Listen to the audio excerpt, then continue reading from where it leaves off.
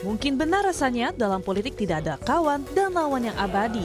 Sosok Anies Baswedan dan PDI Perjuangan di Bursa Pemimpin Jakarta dulunya bertentangan, kini disinyalir akan diusung maju Pilgub Jakarta bersama PKB.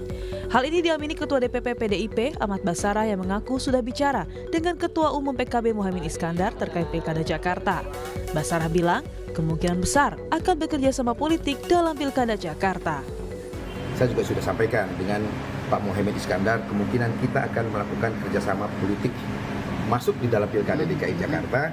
Kalau kemungkinan PKB mengusung Pak Anies Baswedan sebagai calon Gubernur DKI Jakarta, maka ketika kerjasama kami dengan PKB direalisasi dalam Pilkada Jakarta, sangat mungkin pembicaraan mengenai kerjasama politik mengenai calon yang diusung dari PKB dalam Pak Anies Baswedan bicarakan dengan calon yang mungkin akan kami usung dari PDI Perjuangan. Tapi sekali lagi, Bak gayung bersambut, mantan Gubernur Jakarta Anies Baswedan pun mengaku tertarik jika dirinya diusung PDIP untuk Pilkada Jakarta. Dirinya merespon perihal PDIP yang mengaku tertarik mengusung Anies untuk maju. PDIP juga menarik. Wah. Jadi sambil kita lihat hari-hari ini kan mudah-mudahan nggak lama lagi sampai pada kesimpulan. Tapi PDIP menarik ya Pak? Menarik. Selain Anies Baswedan, bursa nama Pilkada Jakarta yang mencuat yakni mantan Gubernur Jawa Barat Ridwan Kamil yang diusung Partai Gerindra. Ketua Harian Partai Gerindra Sufmi Dasko Ahmad ingin menduetkan Emil dengan kader internal Gerindra di Pilgub Jakarta. Soal posisinya Kang Emil itu sudah Gerindra putuskan dan diberikan rekomendasi untuk maju di Pilkada DKI. Demikian. Saya rasa bukan berbeda, tetapi pasti akan sama. Bahwa Ridwan Kamil akan direkomendasi maju di DKI Jakarta. Setidaknya sudah ada beberapa nama yang mencuat di bursa Pilkada Jakarta. Mulai dari Basuki Cahayapurnama atau Ahok, Anies Baswedan, Ridwan Kamil, hingga putra bungsu Presiden Jokowi, Kaesang Pangarep. Tim Liputan, Kompas TV.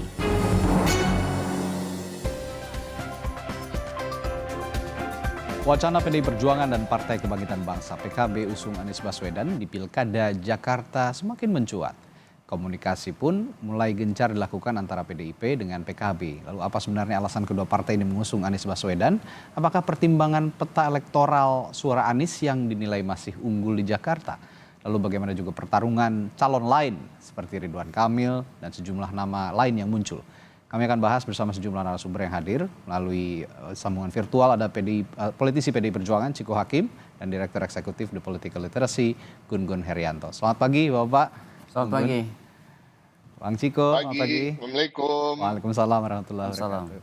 Ini saya ke Bung Ciko lagi nih, tanya soal saat ini sepertinya berbeda dengan pada saat Pilpres lalu. Kalau kemarin jadi rival gitu, sekarang udah mulai lirik-lirik nih ke Mas Anies Baswedan sesuai dengan pernyataannya Bung Ahmad Basarah. Ada apa sebenarnya nih Bung Ciko? Nggak ada apa-apa. Sebenarnya kan politik di Indonesia ini kan memang setiap negara mempunyai kekhasan ya dalam berpolitik. Kita ini khasnya memang yang diutamakan adalah hubungan-hubungan kekeluargaan, hubungan yang sifatnya gotong royong, dia sama antar anak bangsa, dan juga kalau kita mau jujur semua partai politik kan pada akhirnya mengakui Pancasila sebagai patokan kita hidup berbangsa dan bernegara. Jadi pada prinsipnya semua itu bisa saja terjadi koalisi atau kerjasama politik antar partai politik manapun dengan tokoh manapun yang selama ini memang telah muncul di publik sebagai tokoh politik atau pimpinan daerah. Nah ini suatu hal yang biasa. Kalau kita bicara soal Anies Baswedan begitu ya, PDI Perjuangan kan pernah bekerja sama erat dengan Pak Anies ketika Pak Anies waktu itu kalau tidak salah sebagai juru bicara di masa kampanye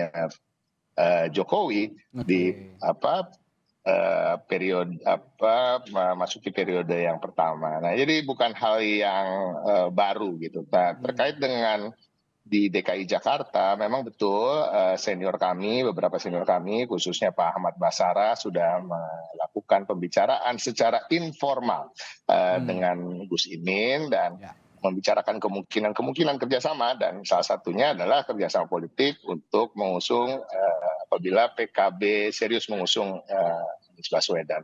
Namun di PDI Perjuangan tentu kami berharap di dalam kombinasi calon gubernur dan calon wakil gubernur yang akan kami usung di Pilkada DKI Jakarta ini, kami menginginkan ada kader kami di situ, dan itu suatu hal yang wajar-wajar saja, cukup pantas karena memang PDI Perjuangan memperoleh suara kedua tertinggi di DKI Jakarta, dan selama ini memang eksistensi PDI Perjuangan di Jakarta ini cukup kuat, dan ini selain itu juga kader-kader yang kami sebutkan sebelumnya itu memang adalah sosok-sosok yang mumpuni dan mempunyai tingkat keterkenalan yang cukup baik di Jakarta, seperti Bu Risma, Pak Ahok, kemungkinan juga ada Pak Jarod, ada juga Mas Andika Perkasa dan lain-lain. Nah, prinsipnya yang kami ingin utamakan adalah bagaimana sosok-sosok yang akan kami usung ini bisa menjawab tantangan-tantangan ke depan.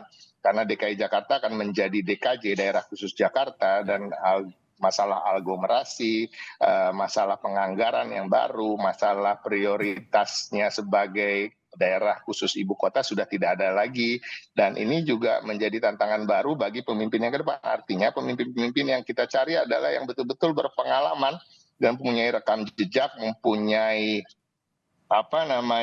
well equipped atau siap betul untuk menghadapi tantangan seperti itu. Artinya pengalaman administratif, birokrasi, dan lain-lain itu harus mereka miliki. Jadi tidak salah kalau Pak Anies Baswedan masuk dalam kategori itu, karena beliau pernah memimpin DKI Jakarta, pernah jadi menteri, ya kan.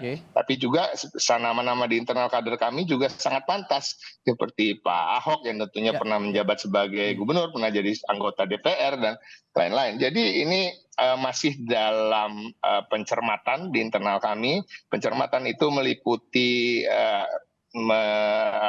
menyoroti hasil-hasil survei, melakukan simulasi-simulasi, bisa bila calon ini dipasangkan dengan ini, bila calon ini dibalik, mana yang cagup, mana yang cawagup, dan lain-lain.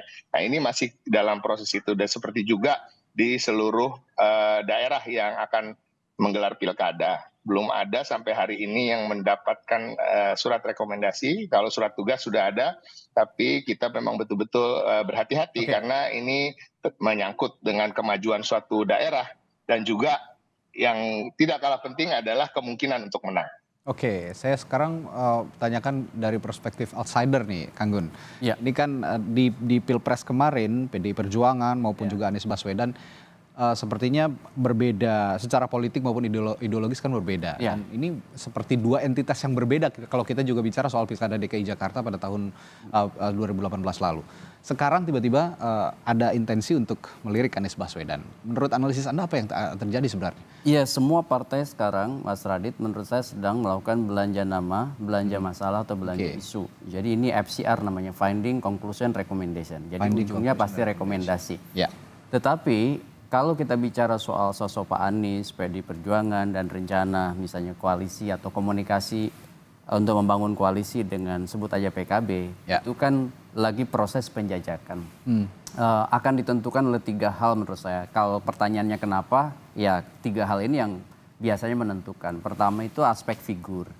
Jadi figur yang punya tingkat elektabilitas tinggi udah pasti kan menarik minat partai. Dan Pak Anies ada satu di antara brand yang pernah bertarung dan kemungkinan bisa bertarung. Dalam konteks political marketing, dia masih punya marketplace yang bagus. Di DKI. Kemudian yang kedua dari sisi momentum. Momentum sekarang tentu 2024 maksud saya agak berbeda dengan momentum Pilkada DKI 2017. 2017 kan dulu PDI Perjuangan sudah jelas punya positioning. Pak Ahok begitu ya. Dan tentu dinamika 2017, 2012 sebelumnya ya, kemudian 2024 itu berbeda, sehingga momentum ini ada namanya kebutuhan strategis untuk memajukan siapa, ya kan? Dan konteks lingkungan politik yang berubah itu juga pasti akan jadi pertimbangan. Maksud saya PDI Perjuangan 2017 tentu menjadi bagian dari the ruling party, dan di 2024 berpotensi menjadi kekuatan penyeimbang di luar kekuasaan. Ini ongoing prosesnya kira-kira begitu. Nah, kemudian yang ketiga adalah faktor kompetitor.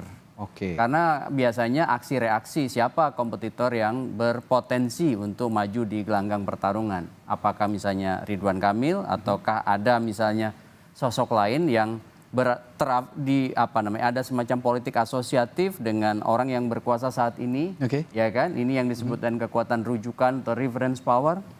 Sebut aja misalnya Kaisang dengan Pak Jokowi begitu ya. Nah, ini kan semua akan dihitung oleh partai. Ya. Bacaan-bacaan itu muncullah indikator-indikator untuk menentukan siapa. Oke. Dari 3 faktor tadi, sosok, momentum, kaitannya dengan kebutuhan strategis, lalu juga kompetitor gitu ya. Ya. Saya tertarik dengan momentum dan kebutuhan strategis. Meskipun PDI Perjuangan dan Anies Baswedan ini merupakan 2 entitas yang berbeda. Sepertinya memang kalau saya baca akan ada kepentingan yang sama. Ya. Kepentingan apa kira-kira yang bisa kita tarik kalau kita simpulkan sementara ini? Kalau saya lihat kepentingan itu kan selalu ada 2 hal ya. Ya. Pertama kepentingan idealis. Oke. Yang tadi Mas Ciko udah sebut tuh, Ya. itu narasi-narasi idealis. Idealis, ya. Yang kedua adalah kepentingan realistis ya dalam konteks bacaan kebutuhan partai hari ini. Contoh misalnya, apakah PDI Perjuangan dengan sekian stok yang tadi disebut nama Ya.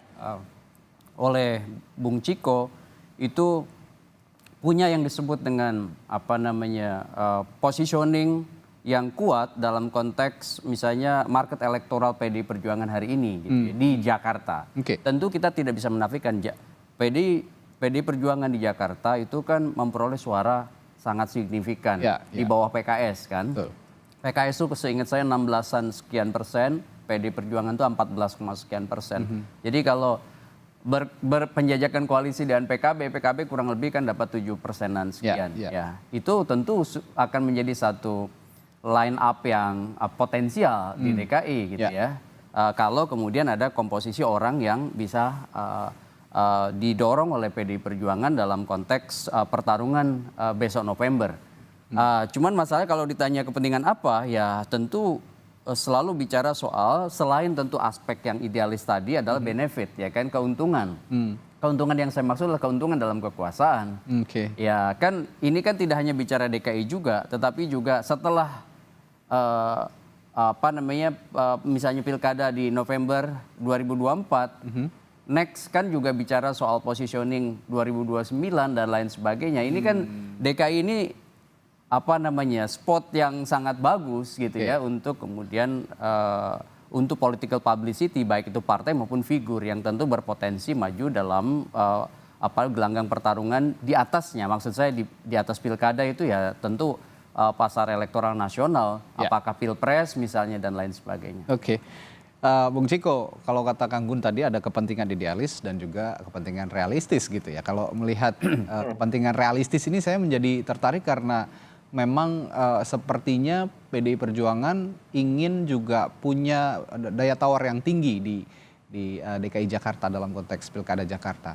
Saya sebut saja tadi yang Anda sudah sebut juga ada tokoh-tokoh lain sebenarnya PDIP kan ada Ahok, ada Tri Risma hari ini, bahkan ada Prasetyo Edi Marsudi.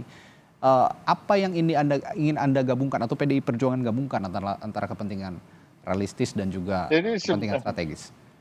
Sebenarnya yang disampaikan oleh Mas Gun-Gun itu tidak salah, tapi kalau boleh saya katakan itu juga termasuk kepentingan idealis. Artinya secara ideal kalau PDI Perjuangan menang di banyak daerah akan lebih baik buat bangsa dan negara ini.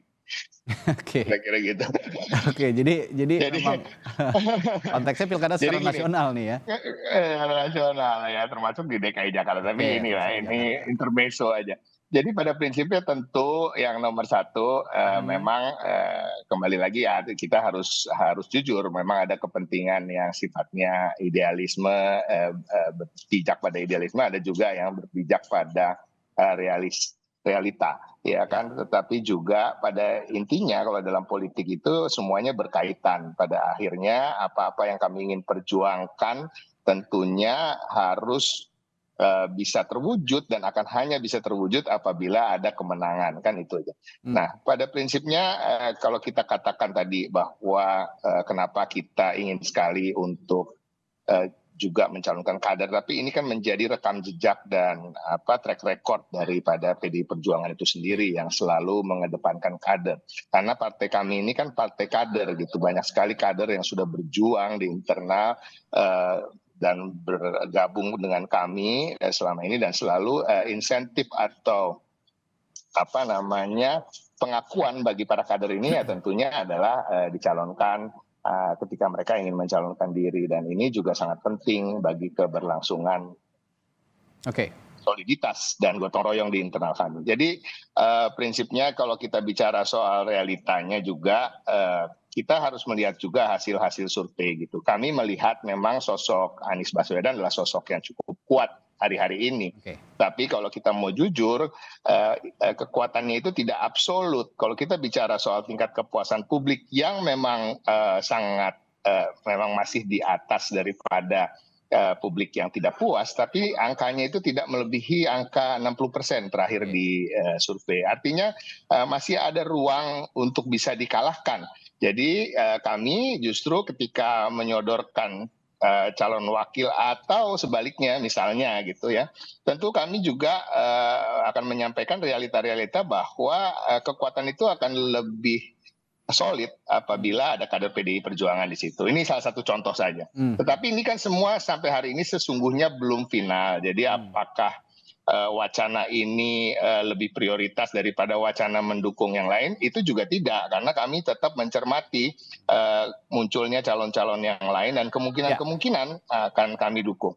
Ini bicara soal sosok kuat, ngomong-ngomong soal sosok kuat, dan Anda tadi menilai Bung Ciko bahwa Anies Baswedan tidak bisa dipungkiri bahwa sosoknya masih kuat di DKI Jakarta. Tapi saya akan bicara juga sosok atau kekuatan lain dalam konteks penyelenggaraan pilkada, termasuk di Jakarta. Ada faktor Joko Widodo, kekuatan Joko Widodo efek gitu yang masih berdampak pada sejumlah pilkada, termasuk saya pikir di Jakarta. Belum lama ini kan kita sempat melihat ada munculnya nama Budi Jiwandono dan Kaisang Pangarep gitu yang akan diusung di Jakarta. Apakah ini juga jadi pertimbangan realistis untuk PDI Perjuangan sehingga melirik Anies Baswedan sebagai calonnya?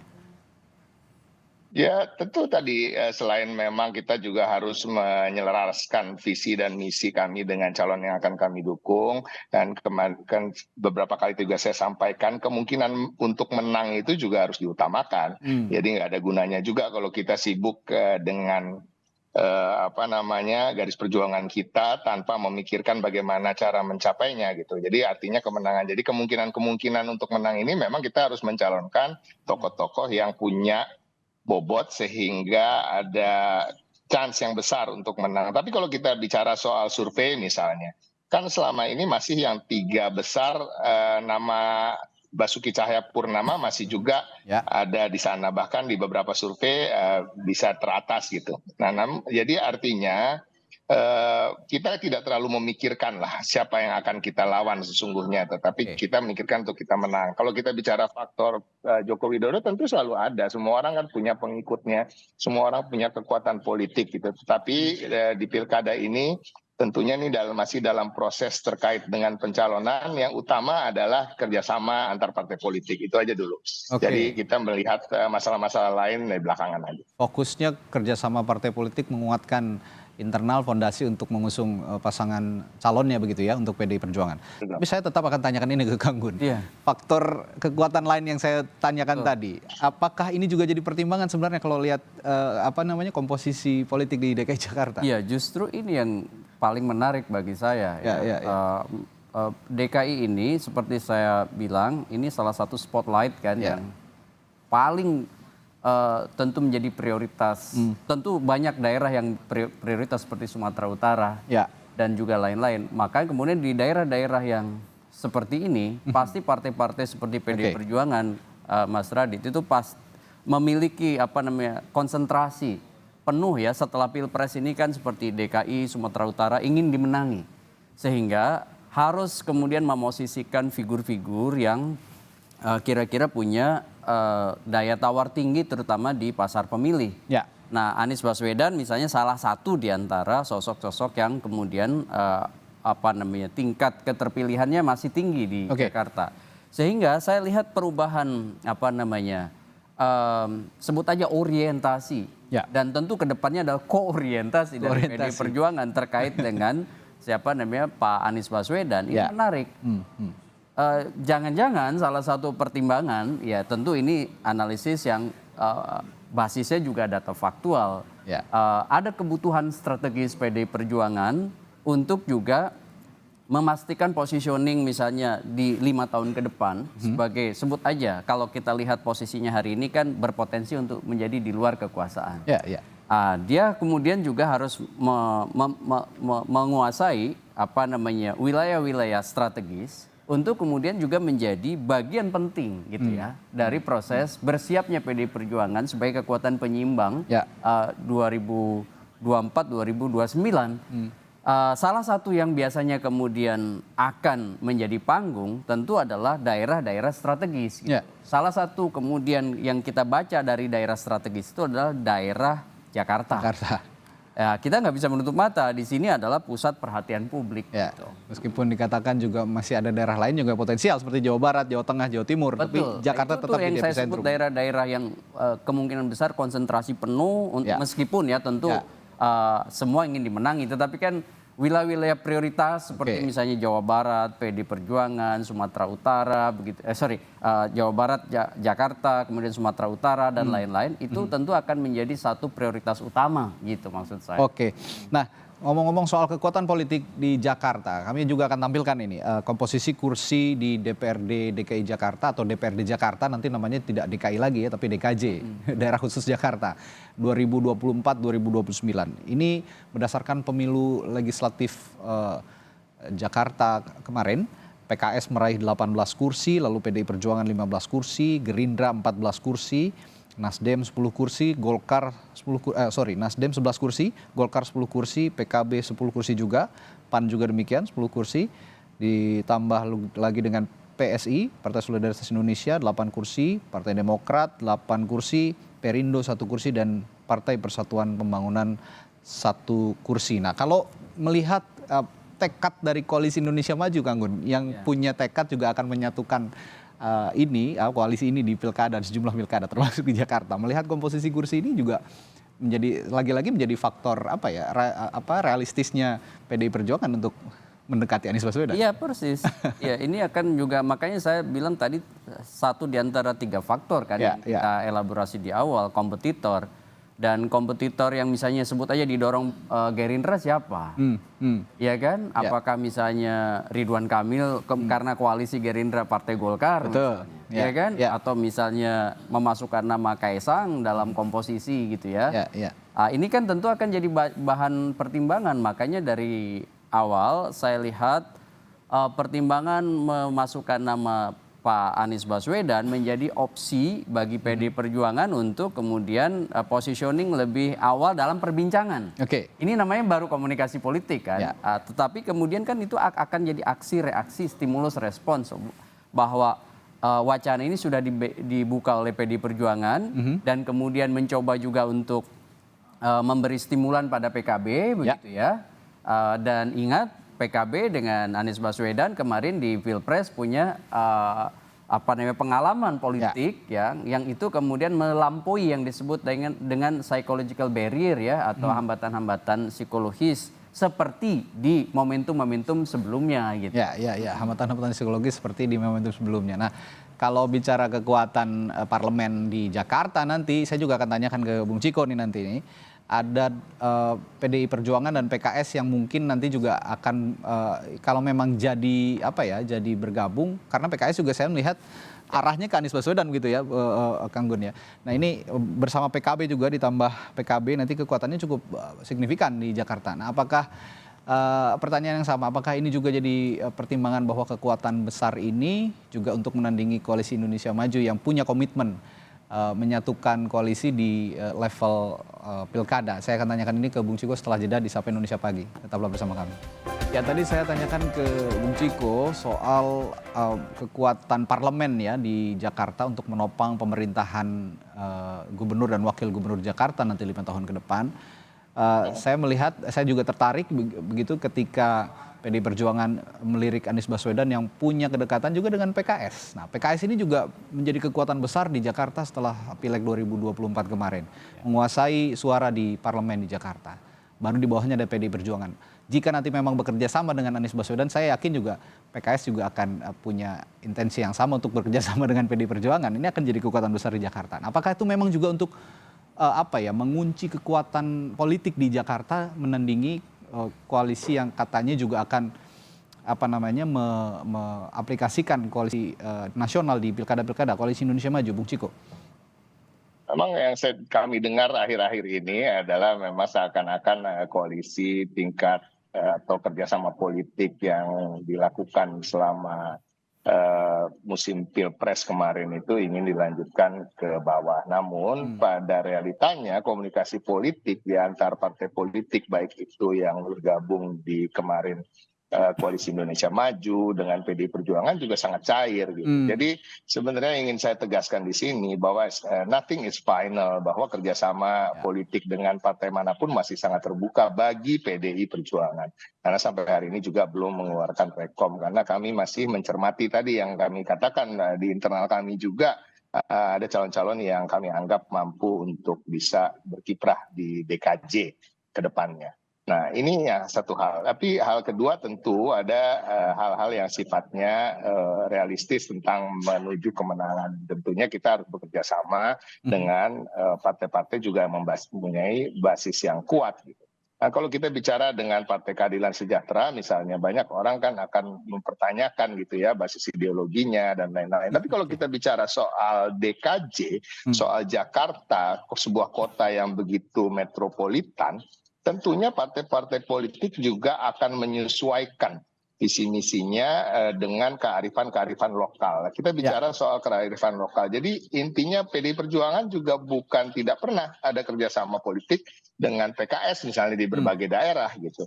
Nah, karena memang kearifan-kearifan lokal inilah yang menjadi yang harus dijunjung tinggi. Di awal tadi pembicaraan kita kan saya sudah sampaikan ada keunikan dalam politik di Indonesia ini terkait dengan hal-hal yang sifatnya ideologis, karena pada akhirnya semuanya bermuara pada Pancasila dan Bhinneka Tunggal Ika gitu, dan tidak akan ada partai politik yang secara terang-terangan atau berani atau memang di hati kecilnya akan mengubah dasar negara kita dan juga semboyan negara kita. Jadi pada akhirnya semua ini masih cair, dan kalau kita bicara soal isi dari parlemen ya kan, bahwa PDI Perjuangan dengan Partai Keadilan Sejahtera misalnya dan PKB gitu akan cukup kuat dalam menopang kebijakan-kebijakkan gubernur ke depan, itu juga sangat juga menjadi perhitungan. Kita juga tidak mau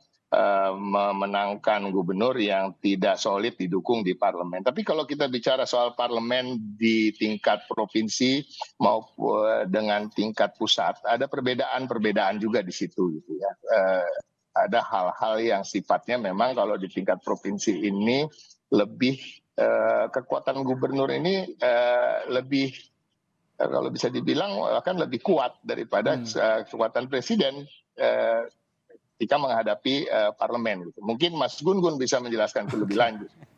Ya, tapi saya sebelum tanyakan hal itu ke Kang Gun, saya juga tertarik dengan pernyataannya Pak Sudirman Said ini. Pak Sudirman Said ini pada saat Pilpres lalu kita ketahui memang berada di barisan Anies Muhaimin ya, Anies Baswedan begitu. Tapi di Pilkada DKI Jakarta sepertinya akan berseberangan. Kemarin menyatakan bahwa tidak elok kalau Gubernur Jakarta itu berseberangan karena banyak sekali isu-isu transisi yang harus diselesaikan. Nah, dalam hal ini kan PDI Perjuangan ya sudah hampir pastilah ya, meskipun secara eksplisit belum dikatakan akan menjadi oposisi.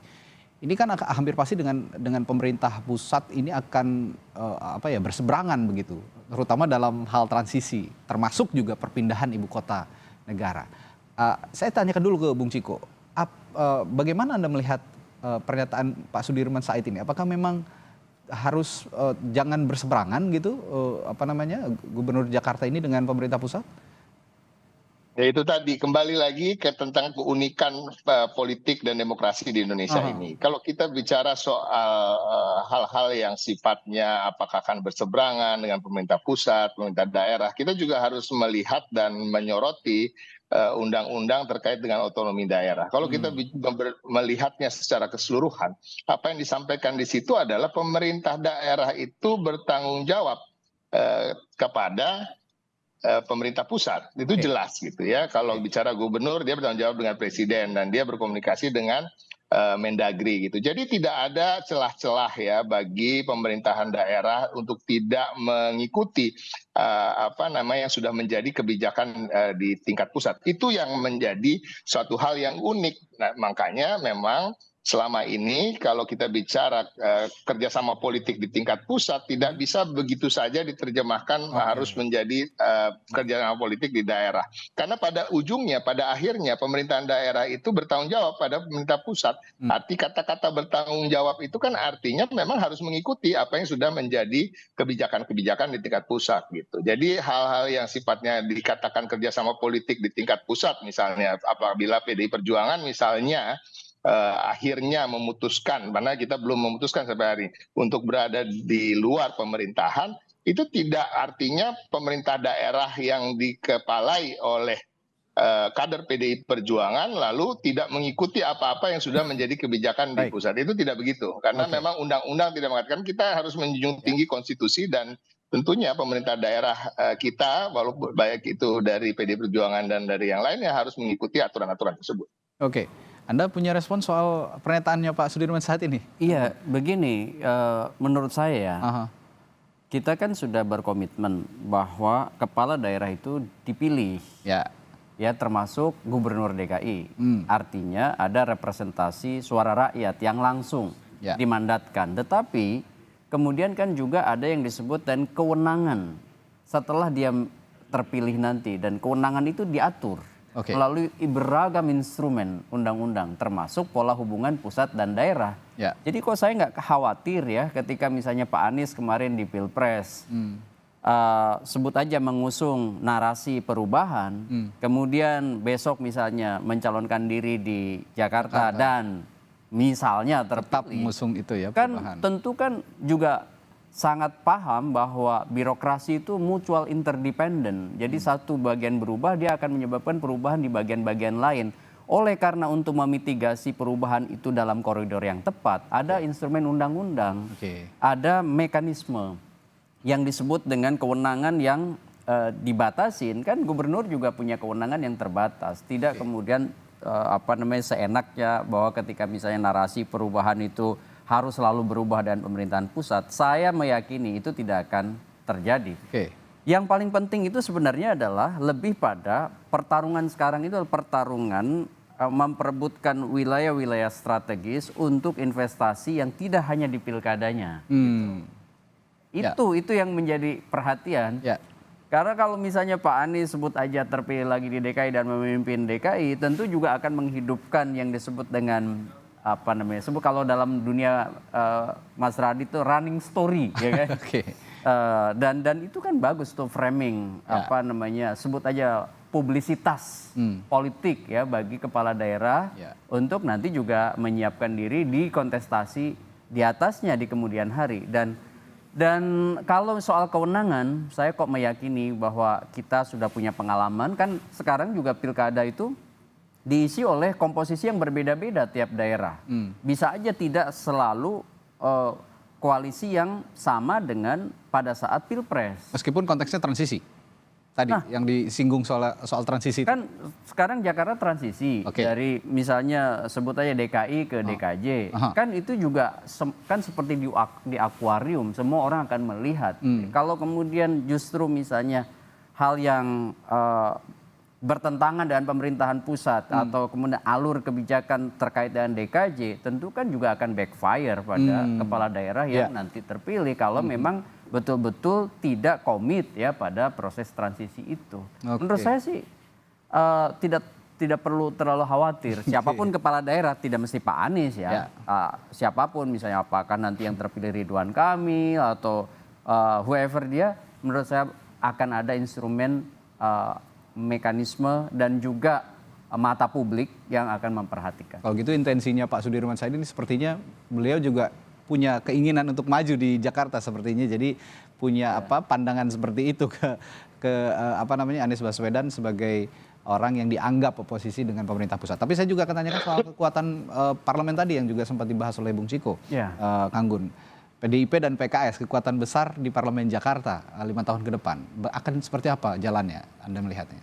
Ya, kalau di pusat tentu punya dinamika yang cukup berbeda dengan di daerah, ya kan? Nah, di pusat tentu PDI Perjuangan adalah partai pemenang pemilu, ya kan? Dan kita harus memahami bahwa perolehan suara PDI Perjuangan yang sebagai pemenang pemilu meskipun ya agak turun dari 2019 itu tetap harus kemudian dihitung sebagai kekuatan penting. Dan kalau misalnya PDI Perjuangan ya Bung Ciko tetap jadi sebagai kekuatan penyeimbang di luar kekuasaan pasca nanti Presiden dilantik 20 Oktober itu akan bagus bagi munculnya kanalisasi suara berbeda gitu. Dan PKS pun demikian, kita masih lihat misalnya, tetapi khusus di DKI PDI Perjuangan itu kan 14%-an, kemudian PKS kan 16%-an ya. Jadi kalau itu kemudian juga jadi satu jangkar-jangkar penting ya di DKI, itu kan pasti akan mencari formula yang paling tepat. Contoh misalnya formula dalam kandidasi sekarang yang paling dekat. Nanti formula tentu dalam koalisi dukungan terhadap pemerintahan maksud saya kepala daerah yang terpilih nanti. Apakah di dalamnya nanti melibatkan PKB sebagai bagian? Nah, itu juga kita harus lihat dulu beberapa perkembangan ke depan. Tapi yang jelas PDI Perjuangan, PKB, PKS itu kalau kemudian menjadi satu kongsi politik di DKI akan punya dampak psikopolitis signifikan bagi kompetitor yang ada di DKI. Itu kira-kira. Iya, menarik juga saya tadi sempat menyimak Bung Ciko bilang masih ada juga utak-atik nama ya, termasuk juga simulasi yang dilakukan internal PDI Perjuangan untuk pilkada, termasuk di Jakarta. Kasih bocoran lah dikit Bung Ciko, ini otak-atiknya siapa aja nih namanya, siapa yang jadi cagupnya, siapa cawagupnya, termasuk nama Anies Baswedan juga dipertimbangkan oleh PDI Perjuangan. Ya, semua nama masih dipertimbangkan. Tadi kan Radi juga menyebut ada nama Budi Jiwandono gitu. Kita juga tidak menutup kemungkinan untuk bisa bekerja sama dengan partai politik yang dikatakan berada dalam koalisi Indonesia Maju ketika Pilpres kemarin. Itu semua masih terbuka. Jadi sampai hari ini nama-nama yang saya sebut itu masih kita kotak-katik. Artinya kita harus mencermati hasil survei.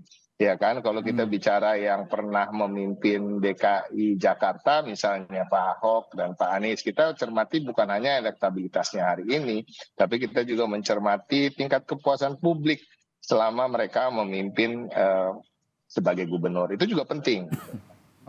Makanya saya tadi sampaikan sebenarnya kalau kita bicara terkait dengan sosok yang kuat dalam tanda kutip, kuat ini kuat seperti apa? Apakah kuat untuk menang di putaran pertama, namun kemudian ada kemungkinan besar untuk kalah di putaran kedua, kan itu juga harus menjadi pertimbangan. Karena DKJ atau DKI Jakarta ini tidak seperti pilkada-pilkada di daerah lain yang tidak harus 50% plus 1. Dan ini satu hal yang menjadi tricky ya. Ketika dia harus 50% plus 1, kemungkinan menang di putaran pertama banyak kemungkinan siapa yang bisa menang. Tapi yang bisa bertahan untuk menang di putaran kedua ini yang menjadi tantangan sendiri. Jadi ini banyak sekali pencermatan yang harus dilakukan. Tidak semudah seperti apabila kita berbicara terkait dengan pilkada di daerah lain yang misalnya kita beranggapan dia cukup dapat 40% atau 38% untuk menang. Di DKI kan nggak bisa begitu. Ya memang cukup segitu di putaran pertama. Apakah putaran keduanya dia akan menang? Nah itu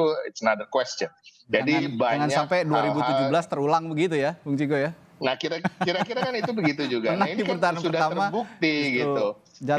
Di putaran pertamanya bahkan menangnya kalau bisa dibilang landslide gitu kan Pak Ahok gitu. Tapi akhirnya putaran kedua kalah. Jadi ini yang harus betul-betul dicermati karena kembali lagi kita memang secara ideal menginginkan yang terbaik untuk Indonesia dengan visi misi kita meyakini bahwa kita mempunyai program yang paling baik, sosok yang paling baik, tetapi tentunya kemungkinan untuk menang juga harus diutamakan. Oke, terakhir ke Kang Gun, kalau bicara simulasi nama-nama yang sudah diutarakan tadi Bung Ciko juga kita sempat singgung juga tadi, menurut Anda yang cocok begitu untuk diusung oleh PDI Perjuangan kalau memang mau dengan Anies Baswedan siapa, dan kira-kira akan ada berapa pasang sih kalau sekarang idealnya untuk melihat figur-figur yang seliweran gitu di Pilkada Jakarta? Kalau saya lihat di DKJ ini masih berpotensi 2-3 pasangan calon. 2-3 pasangan calon. Masih berpotensi itu. Tetapi tentu akan sangat ditentukan konsolidasi kekuatan partai. Makanya saya dari awal selalu menyebutkan faktor kompetitor sebagai faktor penting. Ya. Contoh misalnya, kalau proses kandidasi sampai Agustus ini mengonsolidasi hanya pada 2 bandul, dan itu kemudian akan muncul koalisi besar, berpotensi 2, ya kan? Tetapi tidak menutup kemungkinan ketika misalnya PKS ya tidak turut serta, ya, dan bisa menjadi game changer di Jakarta karena kekuatannya besar 16%-an sekian, maka sebenarnya dia bisa juga mengusung kandidat lain. Misalnya menjadi 3. Nah, disitulah di DKI itu uniknya. Ketika kandidat lebih dari 2 akan berpotensi bejana berhubungan antara satu calon dengan calon lain. Seperti misalnya kasus AHY, kemudian Pak Ahok dengan Pak Anies. 2017. Nah, ketika ada performa politik yang kurang pada saat contoh misalnya debat kandidat, waktu itu masih ingat ya, debat pertama terjadi migrasi pemilih ya dari waktu itu kantong pemilihnya AHY ke basis pemilihnya Anies Baswedan. Dan ketika misalnya Pak Ahok kemudian bertarung dengan Pak Anies Baswedan di putaran kedua, suara Pak Ahok kan relatif stabil di meskipun dihajar isu macam-macam. Artinya kokoh. Solid pemilihnya, tetapi tidak bisa penetrasi ke basis pemilih baru. Basis pemilih baru yang awalnya pemilih Pak AHY kemudian masuk ke Pak Anies, sehingga kemudian waktu itu di putaran kedua Anies Baswedan mendapat limpahan insentif elektoral. Dan itu sangat mungkin kemudian terjadi atau terulang di pemilu 2024 ini, di pilkada kita. Oke, dan ini yang coba dipelajari PDI Perjuangan yang nanti juga tadi Bung Ciko sudah mengutarakan jangan sampai di putaran pertamanya menang, nanti di putaran keduanya malah terjadi seperti 2017. Yang menarik kita cermati juga apakah wacana untuk PDI Perjuangan mengusung Anies Baswedan ini juga terwujud. Komunikasi politik masih terus jalan, dengan Partai Kebangkitan Bangsa juga intensif, dengan Gus Muhaimin sudah ngomong katanya. Nah, ini tinggal nanti kekuatan baru PKS nih. Ini menarik karena PKS ini bisa jadi game changer memang, seperti yang diutarakan oleh Kang Gun. Baik, terima kasih politisi PDI Perjuangan Ciko Hakim dan juga Kang Gun sudah hadir di studio untuk berbagi perspektifnya pagi hari ini. Sehat selalu Kang Gun, Bung Ciko, sampai jumpa lagi.